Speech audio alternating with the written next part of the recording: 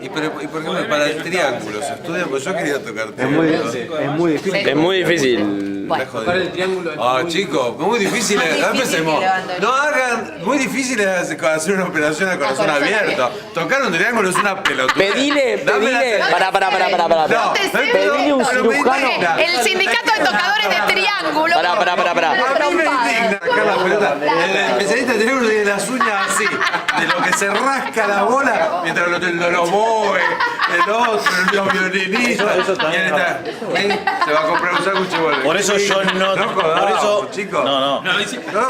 Se hace que la vuelta Ustedes nos toman de pelotudos. Nos toman de pelotudos. Nos toman de pelotudos. Nos toman de pelotudos, Chicos. sí. Basta. El deporte Tocar el nacional triángulo no es lo más hacernos difícil. engranar a Héctor y a mí. No, Pero no lo van a lograr. No lo van a lograr Basta. porque todavía tenemos el estado de anoche de que nos tomamos 72 botellas de vino y con eso estamos tranquilos.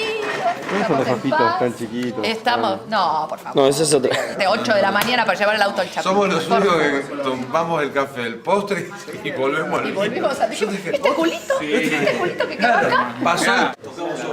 Les divierte. Laura, así que- nos están cebando en la mesa, nos hacen hablar. Nosotros tenemos un pelotudeces. defecto, te digo. Hablamos mucho Sí. y no se pensamos, va. no pensamos a la misma velocidad Que hablamos. y nos están Sí, la dupla es peligrosa también. claro, nos tiran. ¿Por qué? El triángulo y nosotros. Nosotros picamos. y- ¿Cómo? ¿Qué dijo? Y los micrófonos abiertos también es peligroso. ¿Por qué? ¿Se me escuchó ir al baño? Ciérrenlo, chicos, cuando voy al baño. No sean así, no se hace eso. Pero chicos, tampoco ¿Qué para. dijo? Primero que Una tampoco persona- están en la filarmónica de Londres, Que nada. chicos, están en la No, eso no me gustó.